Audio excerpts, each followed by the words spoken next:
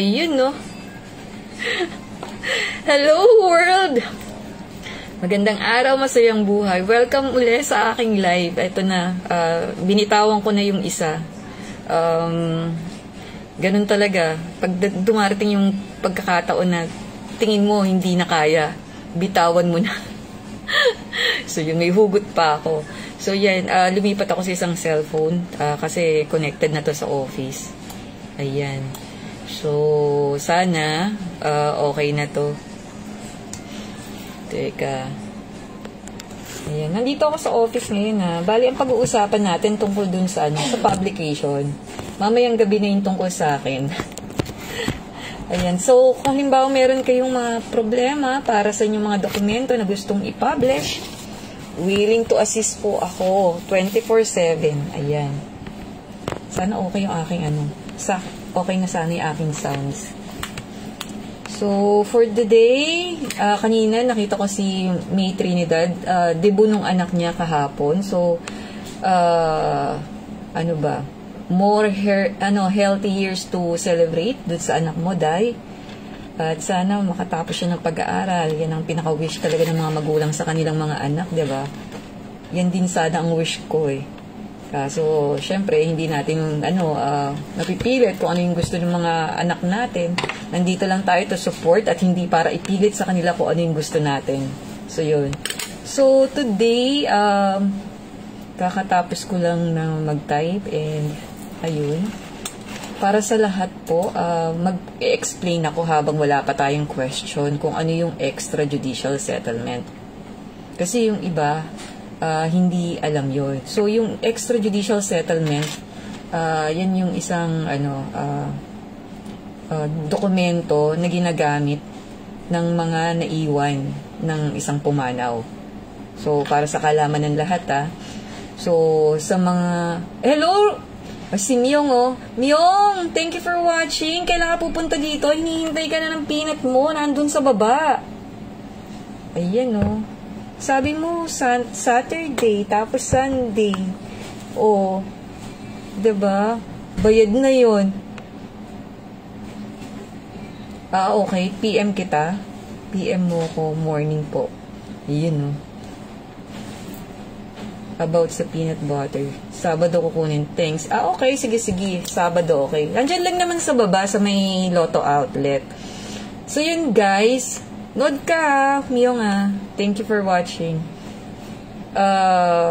Yung extrajudicial, usually yan yung karamihan sa mga nilalabas namin sa newspaper.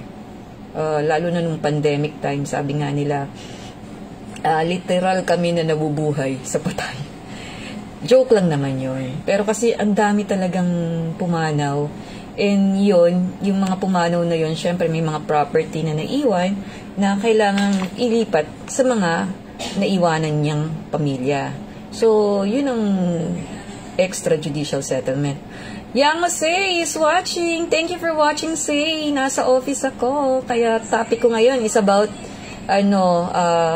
tawag dito, about publication. So, diba? Parang hindi mo nakakahiya na ginagamit ko yung internet ng office habang nagla-live. Ayun, no?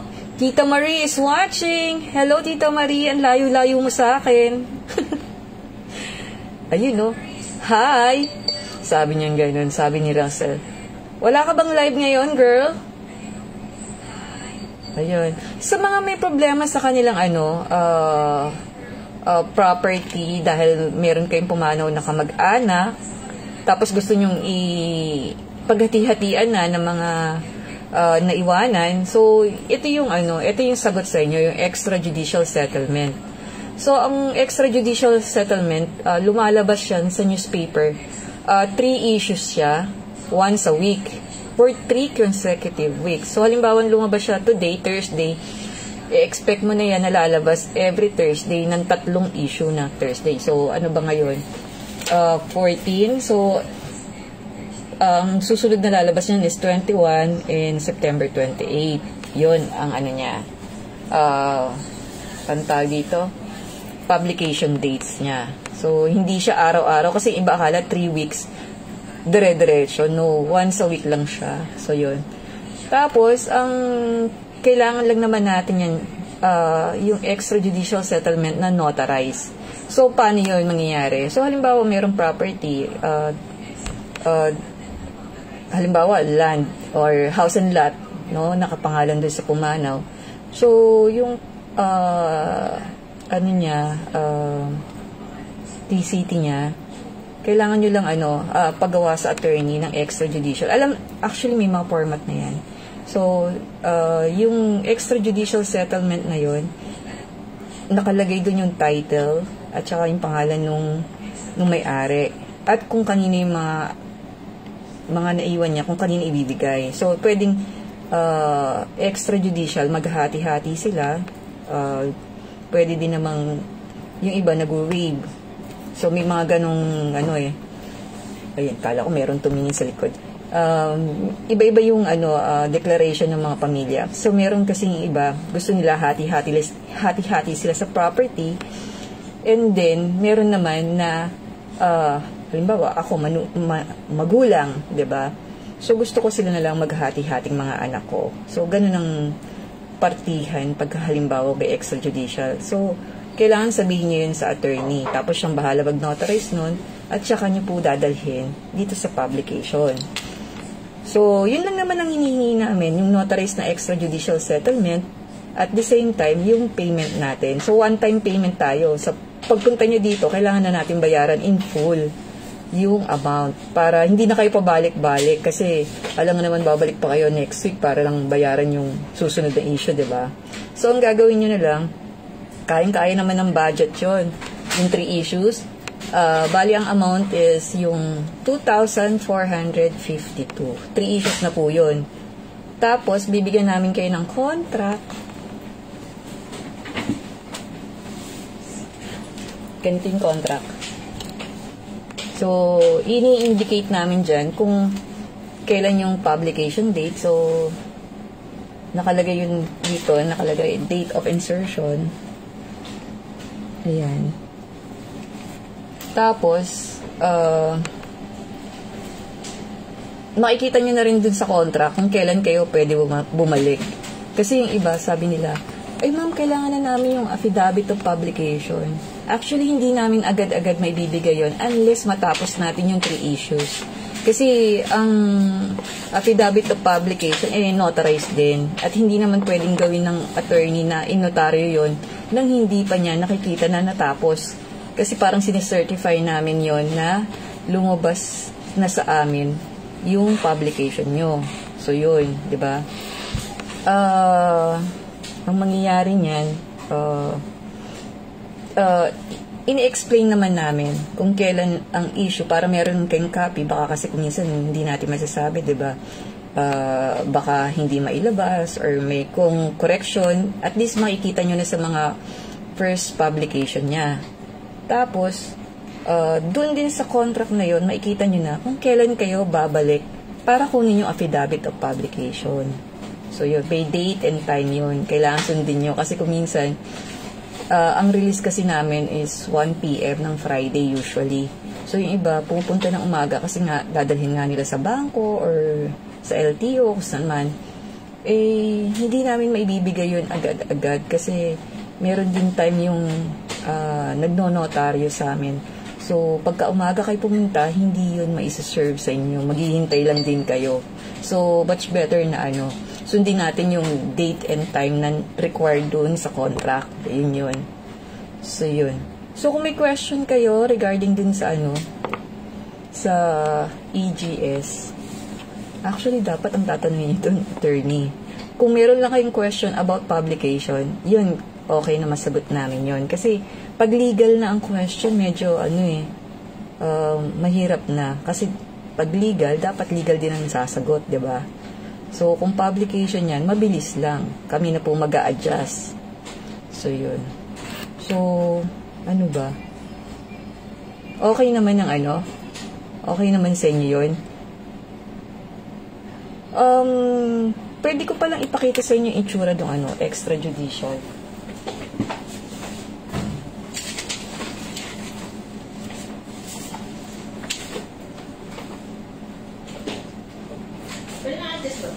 Alin dito? Tulak. Oo. Dito lang yan ka. Magic. Ayan. So guys, eto, kinuha ko yung September 12 issue. Ayan, no? So, pakikita ko lang sa inyo kung ano yung itsura ng extrajudicial. Kung ano yung itsura, ha? Yung itsura lang ng nasa dyaryo na. Ayan. Ayan. Itong mga notice to the public. Ganyan. Actually, sinasummarize lang po namin yan. Baka nagtataka kayo. Kasi ang extrajudicial usually 2 to 3 pages pagka pagka isang property lang. Pagka marami, di ba, di mas makapal. Tapos biglang ang liit lang nung pinakita ko sa inyo. So, ang lang natin dito, kinukuhang nilalagay na detalye.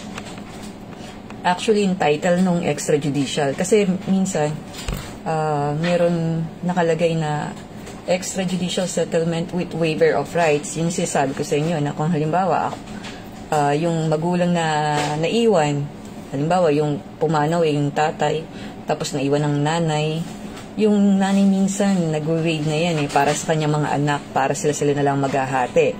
So yun ang kuminsan nakalagay na title, extrajudicial settlement with waiver of rights. So yun ang nilalagay natin sa pinakatap na summarize sa layout. Tapos, yung pangalan ng pumanaw. Tapos, kung kailan at kung saan siya pumanaw. Tapos, yung detalye na kung sino-sino nga yung maghahati-hati. Tapos, syempre, hindi natin pwedeng kalimutan yung kung sino ang nagnotaryo. So, kailangan nandun yung doc number, page number, book number, tsaka yung series, at tsaka yung pangalan nga ng attorney na nagnotaryo. Tapos sa ilalim nun, makikita nyo rin, nakalagay doon kung ano yung mga dates na lumabas. So yun guys. So yun ang mga makikita mong extrajudicial settlement details sa newspaper. Hindi lahat. Summarize lang. Kailangan basahin. Yun nga ang dun kailangan basahin din namin sa layout bago namin ilagay yung hindi siya basta copy-paste lang. Diba? Kasi sa newspaper, halimbawa, sa layout, diba? Meron nagtatype niyan tapos papasa lang sa'yo. Ka-copy-paste mo lang. Sa layout yun ganon. Sa advertising, hindi pwedeng kung ano yung nakalagay dun sa documents, kukopyahin namin lahat. So, yung mga lang, special lang na detalye, yun lang ang kinukuha. So, dito guys, meron akong meron akong YouTube channel. And meron akong mga, binasa na rin kagabi ng mga tawag dito, question.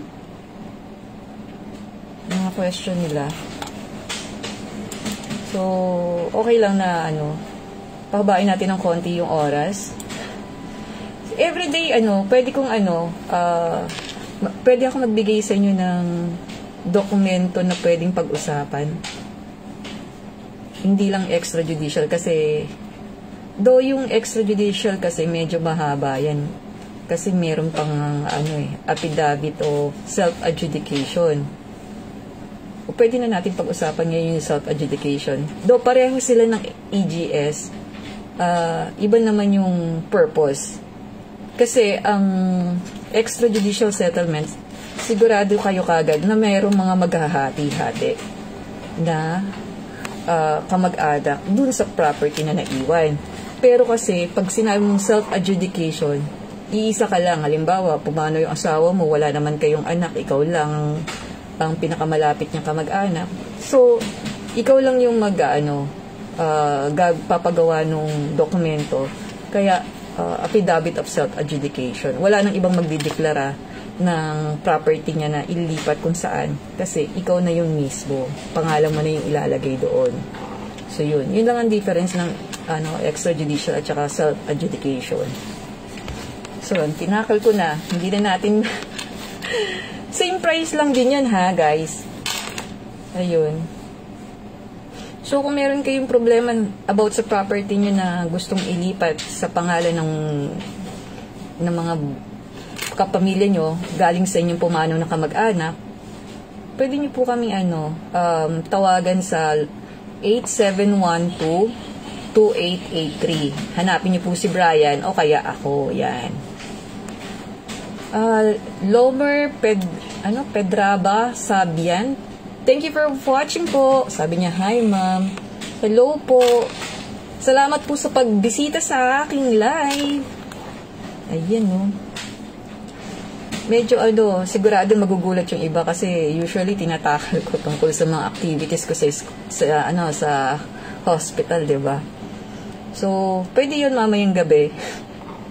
Sa bahay naman. Ayun. Dito sa office syempre, trabaho muna, 'di ba? Ayoko naman ma-miss nyo ako. Kasi kung minsan hindi na rin ako nakapag-live sa gabi. Kagabi nga nung nag-live ako, ang dami nagko-question sa akin. Bakit daw hindi na ako nag-live ng ilang araw? Totoo naman kasi nga yung 4th session ko medyo struggle talaga ako. Pinapangit niya ako ng todo-todo. Ayun. So, mahirap yung 4th session ko na experience. So, yan. Pinakita ko lang. Sa mga supporters ko din pala ng Pinatela, please naman po, gawa na po kayo ng video. Para may ma-check naman ako. So, yun. Kagabi, pinaplug ko na rin yun eh. Nananawagan ako sa mga bumili na ng Pinatela. Ayan. So, chine-check ko lang yung YouTube channel ko. Kasi may mga question doon na hindi ko nasasagot na kasi ang hirap magsagot ng diba? Actually, gusto kong sagutin yun sa video. Kaso nga lang kasi ang hirap din na na mag-type. Yun ang nakakapagod. Teka. Ayun Joan Elopre.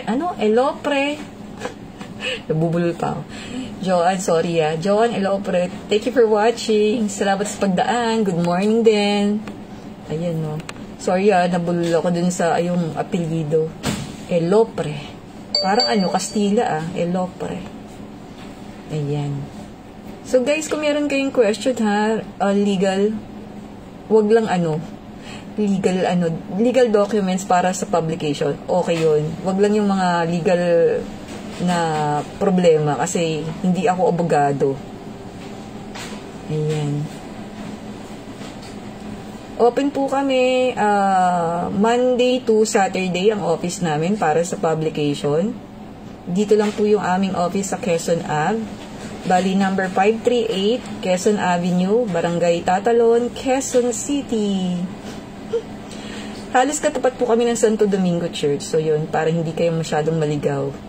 Ayan. Pag natapat na po kayo sa simbahan ng Santo Domingo, makikita nyo na kagad yung aming signage. Napakalaki po sa labas, bulgar. Ayan. Tsaka madaling hanapin to kaysa dun sa port area. Kasi yung port area, ang daming pasikot-sikot pa dun. Ito, nasa anong tawag dito? Nasa highway O, diba? Tapos tapat pa ng hospital ng simbahan. Ayan. The famous Santo Domingo Church. Nagkakamali ako. Ay, bumukas ng aking ng aking YouTube. Ang hirap.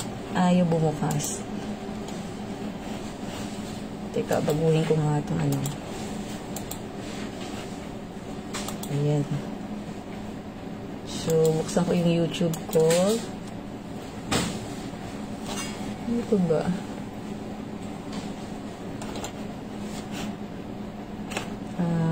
Punta tayo sa channel. So, dito, library ba? Yung mga comments.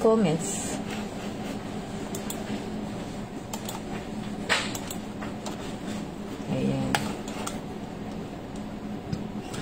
Meron pala akong 3,668 subscriber. Hindi pa umabot ng 5,000. So, eto, meron question dito si ito.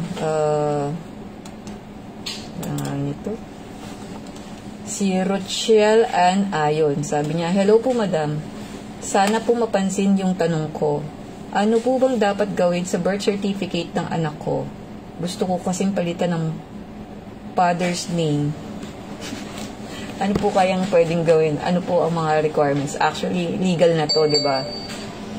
So, kung papalitan yung pangalan, try mo muna i-check sa local civil registry.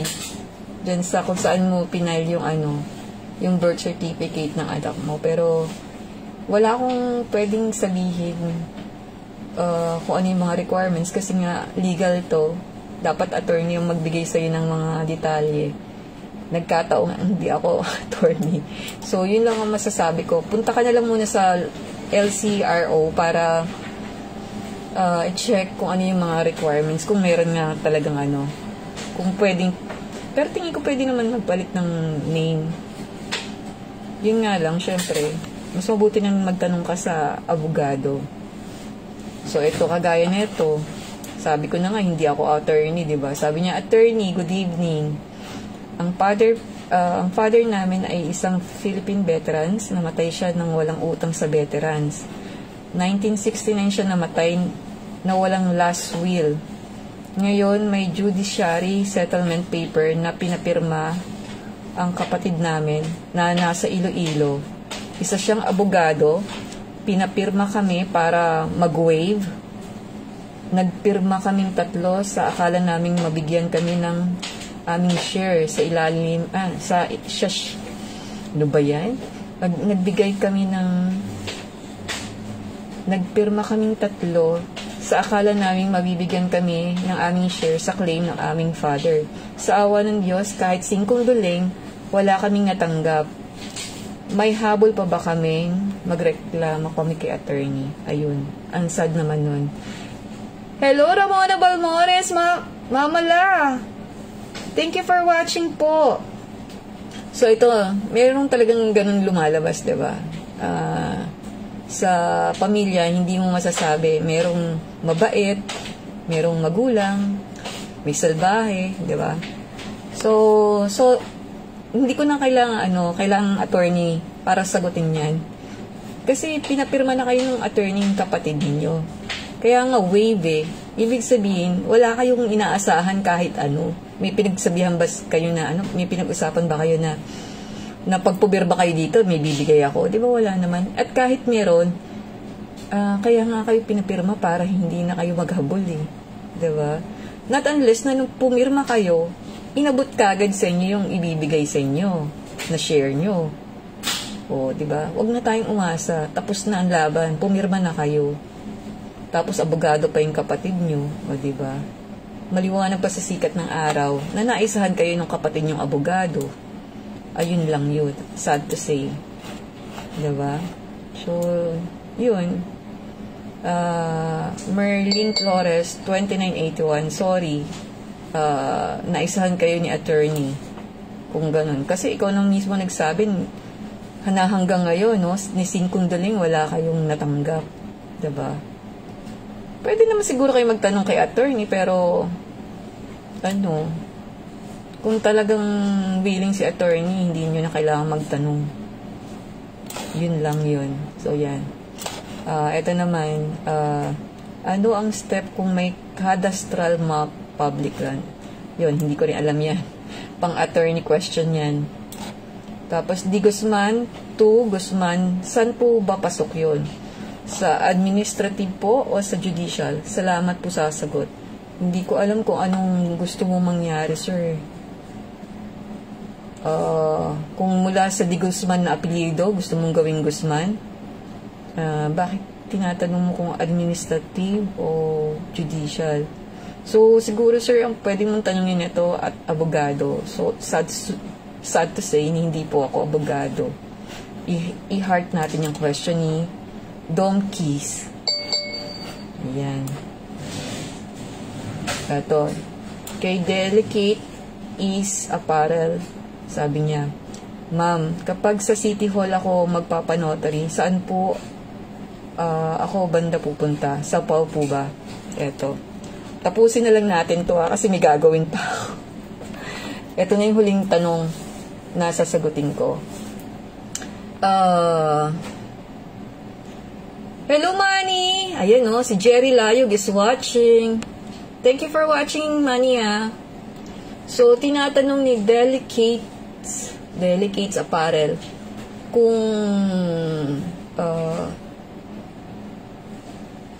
kung nasa City Hall daw ba siya, kung magpapanotoryo siya sa PAW. Actually, sa PAW, iba yung ng mga PAW hindi naman sila notary public So, no need na magpa-notaryo ka sa PAW. Oo, diba? Sa City Hall kasi, marami na yan. Kahit sang gilid-gilid sa City Hall, marami nagnonotaryo. No need na pumunta po kayo sa PAW. Yun. Kasi ang alam ko, ang ina-assist ng PAW, yung mga, diba, civil case. Iba yung ginagawa ng mga nagnonotaryo. So, yun. Sana nakasagot ako ng maayos sa'yo.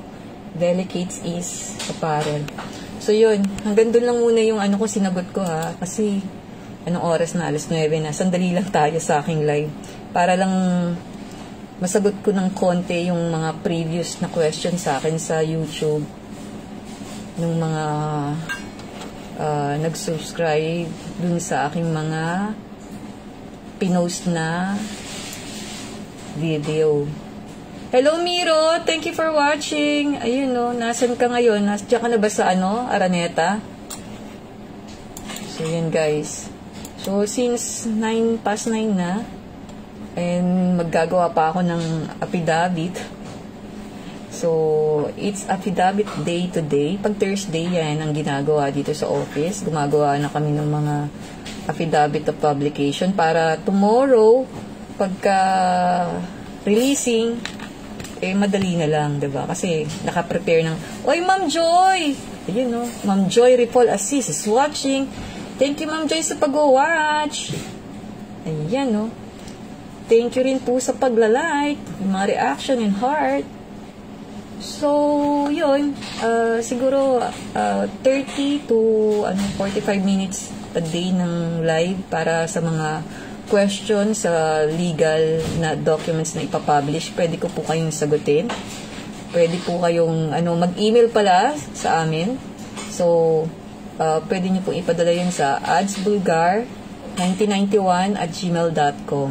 Ayun, Tapos, pwede po kayong tumawag. Uulitin ko po yung number namin dito sa office. 8712-2883. Pakihanap na lang po si Brian, si Tita Marie, o kaya ako. Ayan. So, kami po yung pwedeng sumagot sa phone. Hello, Founder Ronnie De Vera, Makaraeg. Ayan, kapitbahay ko yan sa Santa Maria, Bulacan. Thank you for watching, Ron. So, yan. So far na, nasagot ko na yung mga konting detalye para sa ating extrajudicial at saka yung mga konting tanong sa YouTube. Pwede na akong mag-exit since marami pa tayong gagawin sa office dahil nga it's Thursday, it's affidavit day. So, yan. Tapos, siguro, Friday, pag-usapan naman natin yung, petition for change of name. Yun. Kasi yun yung mga usual na, question sa amin pagkadating sa publication, Ninang dito ako ngayon sa funeral pass. Dyan ka na ngayon. Saan? Saan ka Loko to si Miro. Nasa funerary pass daw siya. So, yan. So, paano? Ako'y, tawag dito? Hindi po pwedeng lilisan dahil syempre buhay pa ako. Ako'y magpapaalam na sa inyo ngayong umaga at mag-iiwan ng simpleng paalala. O, diba? Sabi nga, may mga darating na problema sa atin. Sa bawat problema na yun, dapat kinakaya natin dahil hindi tayo bibigyan ng anumang problema ng Panginoon kung hindi natin kaya. Lagi siyang nandyan sa likod natin. naramdaman ko na yon noong mga panahong meron akong ganong problema. So, salamat sa inyong panonood at sa suporta sa panonood sa aking live today at saka sa mga susunod pa. So, kita-kits ulit tayo bukas ng umaga para sa mga katanungan sa aming publication. Tapos, mamayang gabi naman po, syempre, yung mga experience ko naman sa paglaban sa ating karamdaman ngayon, ang cancer. So, yan. Salamat po muli and thank you all. Bye-bye.